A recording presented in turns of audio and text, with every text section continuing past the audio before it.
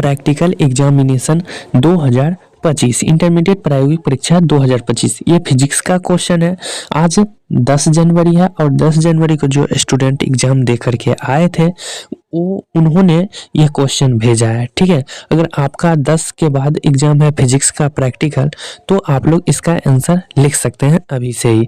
ठीक है, same to same question यही आएगा। ठीक है, सभी का क्वेश्चन सेम ही होता है, बाकी अलग नहीं होता है। ठीक है, प्रैक्टिकल में सभी का क्वेश्चन सेम ही होता है और उतना ही बनाना होता है जितना सबको बनाता है। और ये स्टूडेंट एक गलती क्या है वो भी बताएंगे। ठीक है, यहाँ पर आप लोग सेट क्वार्टर 117 देख सकते हैं, सेम टू सेम ऐसा ही देखने को मिलेगा। ठीक है, तो चलिए देख लेते हैं। अब क्वेश्चन देख लीजिए।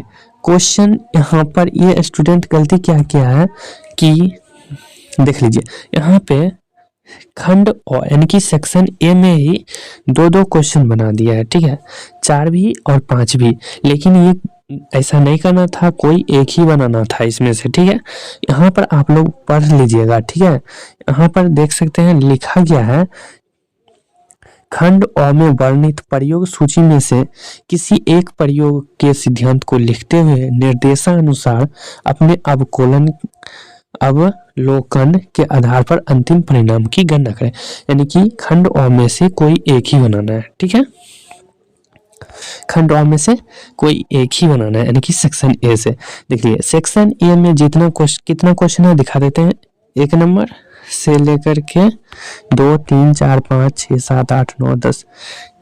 सेक्शन ए में 13 क्वेश्चन है। ठीक है, 13 में से कोई एक ही बनाना है। ठीक है, उसके बाद सेक्शन बी में जाएंगे।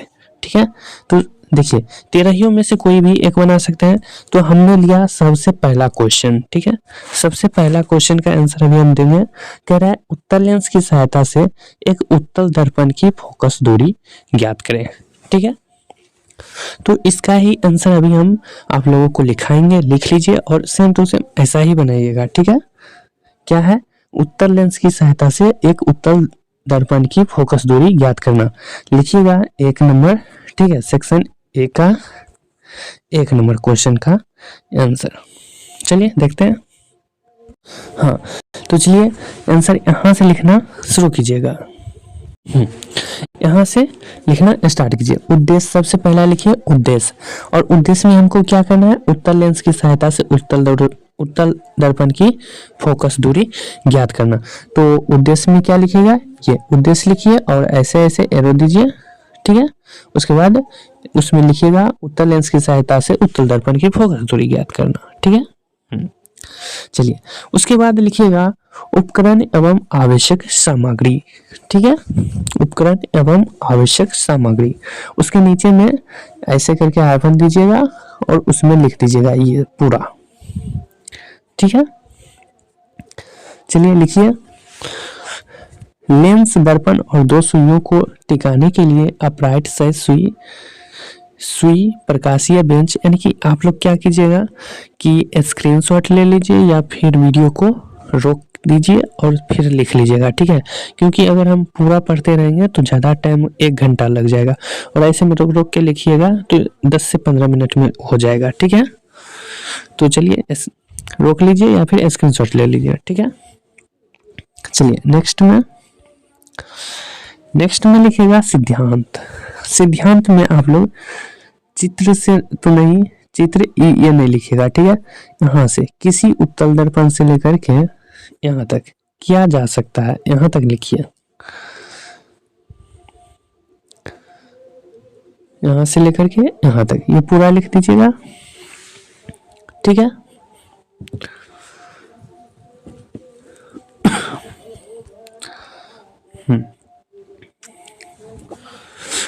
किसी उत्तल दर्पण में mm जिसका द्वारक छोटा है द्वारा किसी बिंब AB के 2 भिन्न स्थितियों में बनने वाले प्रतिबिंबों को दर्शाया गया है। उत्तल दर्पण द्वारा बने प्रतिबिंब आभासी तथा सीधे हैं, अतः इसकी फोकस दूरी सीधे ही ज्ञात नहीं की जा सकती। यथापि बिंब तथा उत्तल दर्पण के बीच एक उत्तल लेंस रखकर इसे ज्ञात किया जा सकता है। यहाँ तक लिख लिए। देख लीजिए, ये दोनों चित्र बनाना चाहे तो आप लोग बना सकते हैं या फिर छोड़ दीजिए। ठीक है, हाँ, अब उसके नीचे में लिखिएगा ये चित्र बनाने के बाद, ठीक है, चित्र बनाइएगा। एक मिनट दिखा देते हैं अच्छे से। ये चित्र और ये चित्र दोनों बनाना है, ठीक है, ये 1 और ये 2। अच्छे से स्क्रीनशॉट ले लीजिए या फिर रोक दीजिए, उसके बाद बनाइए। चलिए लिख लिए, अब आइए नीचे। अब यहाँ से लेकर के यहाँ तक लिखिए ये पूरा।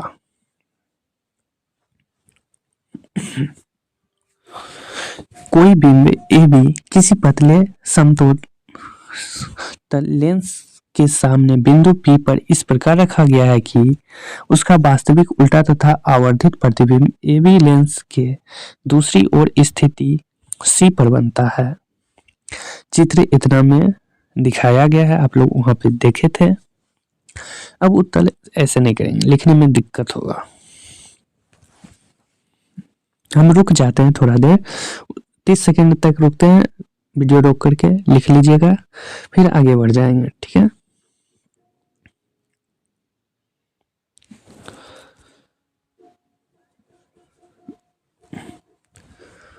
चलिए हो गया। हाँ, उसके बाद फिर F बराबर PC/2 बराबर R/2 ये लिखिएगा। उसके बाद ये चित्र बना दीजिएगा। ये चित्र आप लोग बनाइएगा जरूर।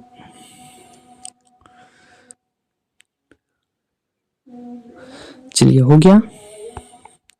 अब उसके नीचे में भी ये चित्र बनाना है, ये चित्र।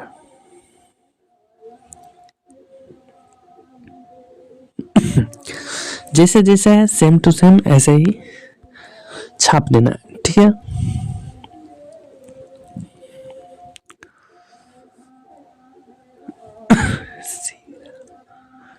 चलिए ये भी चित्र हो गया। उसके नीचे में लिख दीजिएगा ये दोनों, ठीक है। ए में लिखिएगा ये और बी में लिखिएगा ये, ठीक है। इतना लिखने के बाद आ जाइए यहाँ पे कार्य विधि में 1 नंबर पॉइंट दीजिएगा और उसमें लिखिएगा ये दिए गए पतले उत्तल लेंस की फोकस दूरी ज्ञात नहीं है तो पहले इसकी सन्निकट फोकस दूरी अवलोकन आकलन कीजिए, ठीक है। यहाँ तक रफ कीजिए यानी कि, ठीक है। लिखिए 1 नंबर लिख लिए। अब चलते हैं 2 नंबर पर। 1 नंबर लिखने के बाद 2 नंबर, 3 नंबर और 4 नंबर नोट कीजिए। ए नंबर, ए और ये।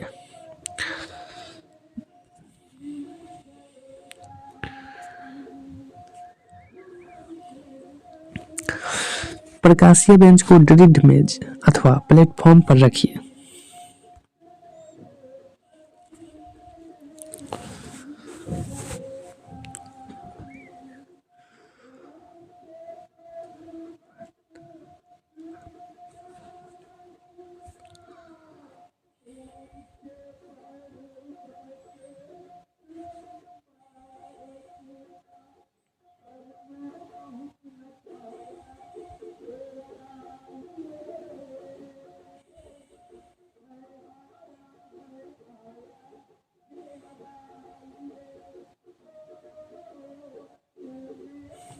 चलिए ये तीनों लिख लिए, 2 3 4 ये तीनों लिख लिए। अब चलते हैं आगे।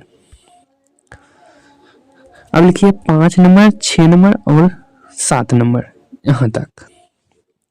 5 नंबर में यहाँ से लेकर के यहाँ तक, 6 में तो इतना ही है और 7 में थोड़ा ज्यादा है, ठीक है।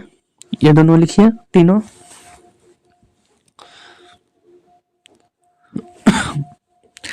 देख लीजिए ये एनसीईआरटी का है, ठीक है।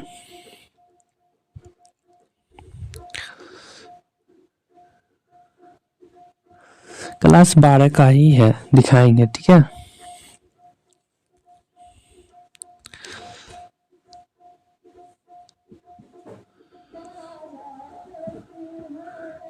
चलिए यहाँ तक लिख लिए।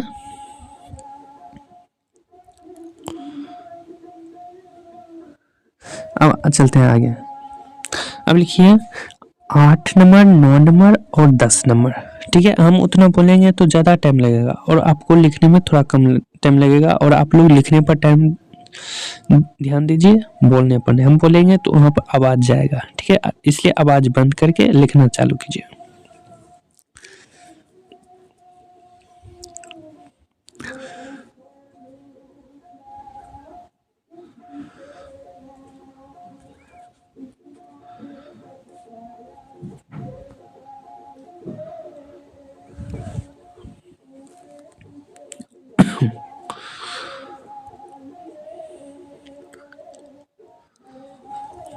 हो गया। अब चलते हैं 11 और 12।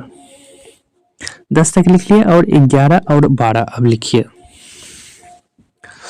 यही टोटल आपका एक क्वेश्चन बनाएगा, 15 मार्क्स का हो जाएगा। ठीक है, इसीलिए इतना बड़ा लिखना ही पड़ेगा, 15 मार्क्स का है ये।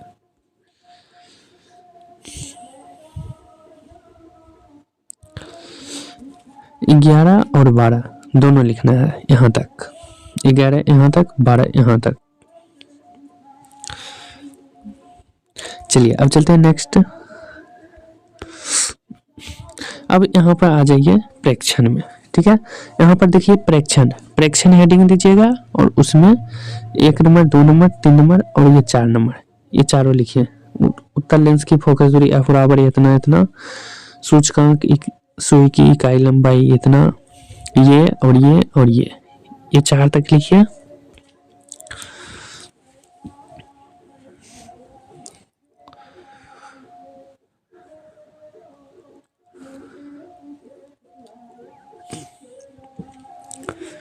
चलिए अब आ जाइए इधर।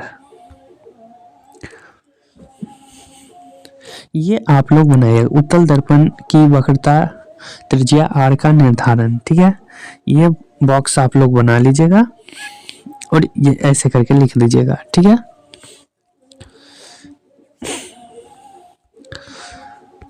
चलिए अब आइए परिकलन में। ठीक है, हेडिंग दीजिए परिकलन और उसमें ये पूरा लिख दीजिए।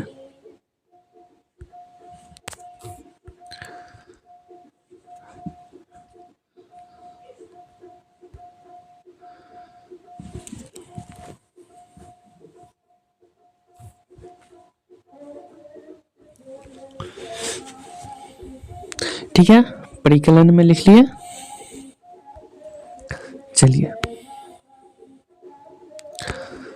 उसके बाद परिकलन हो गया, यहाँ से यहाँ तक लिख लीजिएगा परिकलन में। ठीक है, उसके बाद परिणाम में हेडिंग दीजिएगा और परिणाम में ऐसे करके ये लिखिएगा।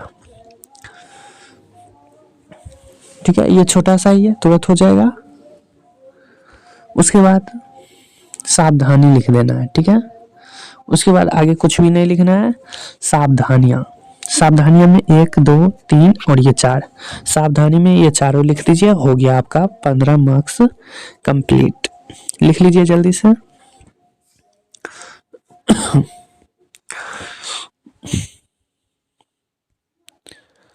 यहीं पे आपका सेक्शन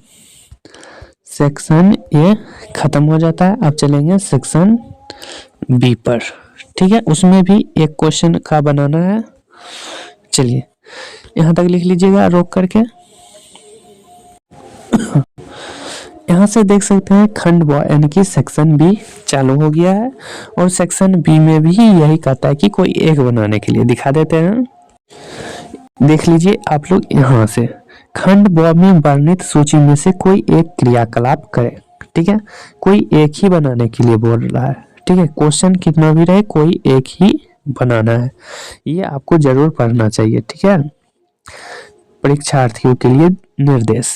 ठीक है, चलिए बनाते हैं, कौन बनेगा।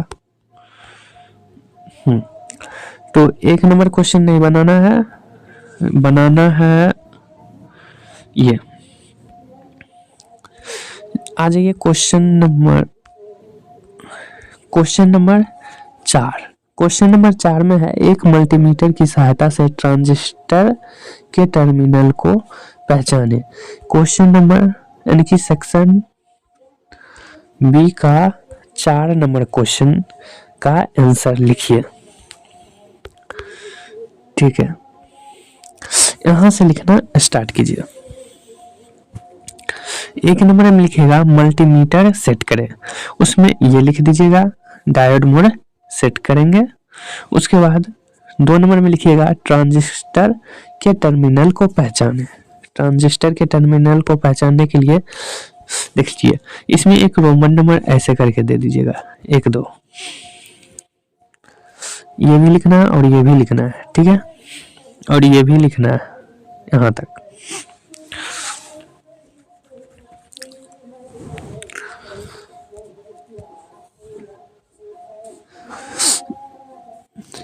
ये लिखने के बाद अब आ जाइए ये 3 नंबर पॉइंट में बेस और कलेक्टर के बीच जांच, उसमें लिखिएगा ये ऐसे कर दीजिएगा, ऐसे बेस और कलेक्टर के बीच जांच ऐसे कीजिएगा और उसमें ये पूरा लिख दीजिएगा यहाँ तक।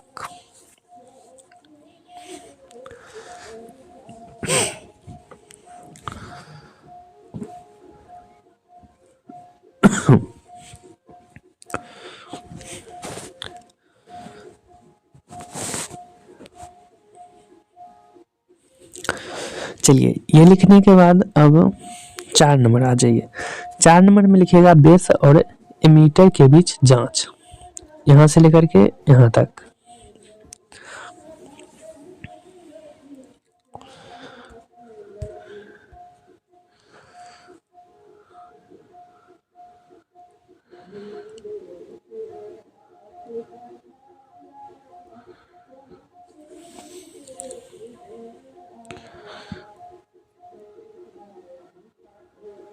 चलिए यहाँ तक हो गया। अब आ जाइए 5 नंबर। 5 नंबर में ये लिखिएगा एमीटर और कलेक्टर के बीच जांच, उसमें ये दोनों लिखिएगा ये यहाँ तक।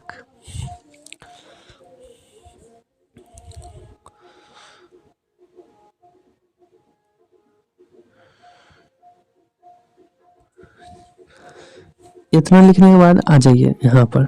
अब नीचे हेडिंग दीजिएगा परीक्षण, ठीक है, ऐसे परीक्षण देके ऐसे कीजिएगा, उसमें 1 नंबर दीजिएगा ऐसे करके, ठीक है, और उसमें ये लिखिएगा कलेक्टर और इमीटर के बीच परीक्षण, ये पूरा यहाँ तक 1 नंबर देके ऐसे ऐसे और ऐसे करके लिख दीजिएगा ये पूरा।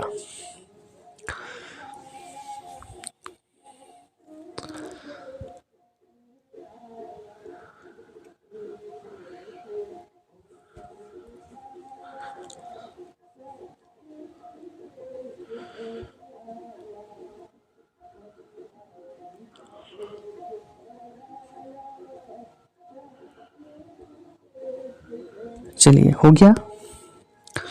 अब 2 नंबर में लिखिएगा ये बेस और एमीटर जंक्शन, यहाँ से लेकर के यहाँ तक।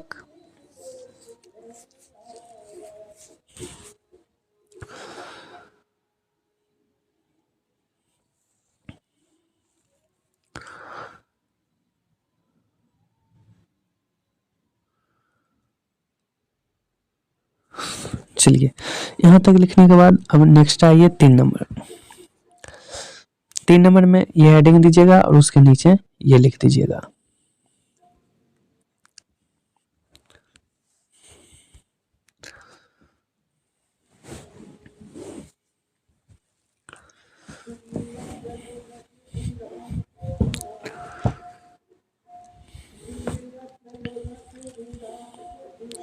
चलिए वो हो गया।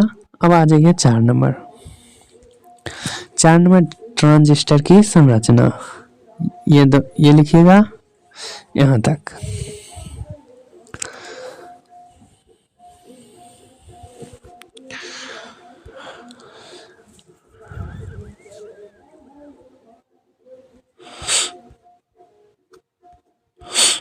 और उसी में लिखिएगा ये एनपीएन ट्रांजिस्टर और पीएनपी ट्रांजिस्टर, ठीक है, लिखिए ये और ये।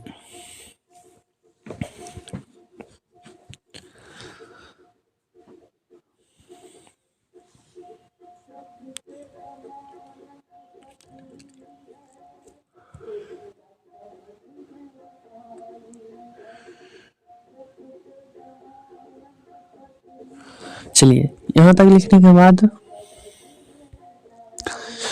लिखिएगा बेस का करंट प्रभाव, और यहाँ से लिखना शुरू कीजिएगा।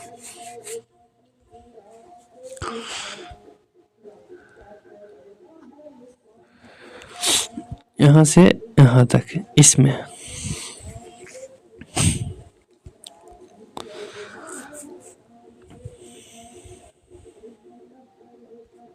चलिए यहाँ तक हो गया। अब ये दोनों पॉइंट लिख दीजिए।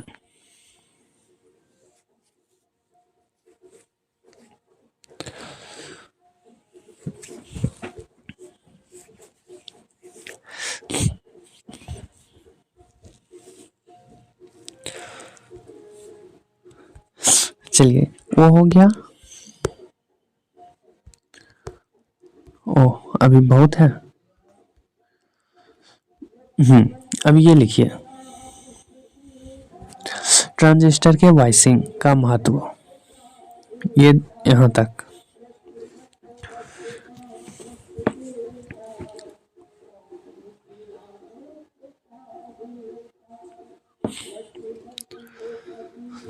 ये हो गया ये पॉइंट।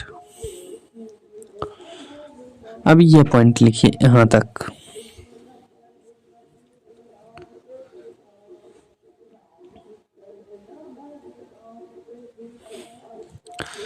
ये भी पॉइंट लिख लिए। अब आ जाइए नीचे। अब लिखिए ट्रांजिस्टर के गुणांक, ठीक है, ये दोनों पॉइंट उसमें लिखिए ट्रांजिस्टर के गुणांक में।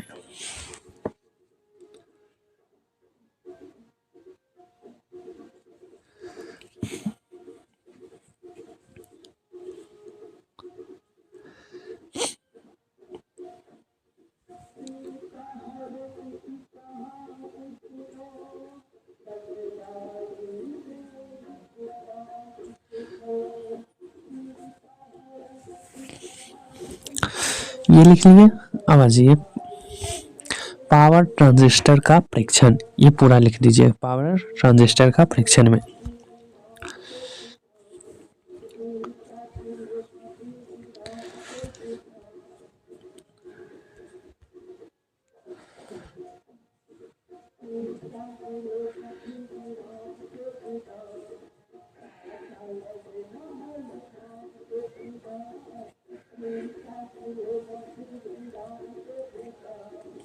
ये हो गया। अब आ जाइए नीचे। अब आ जाइए ट्रांजिस्टर के प्रमुख अनुप्रयोग, ये और ये पॉइंट लिखिए।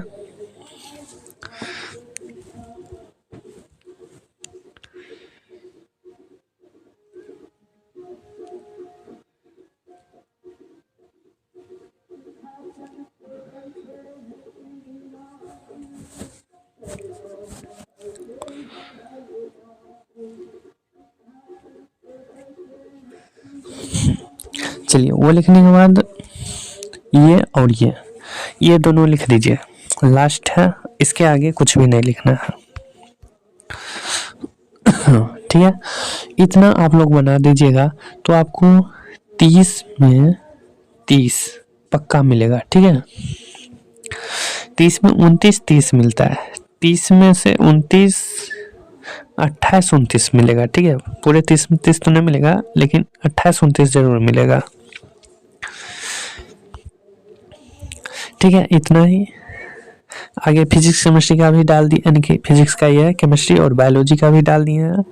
ठीक है, देख लीजिएगा।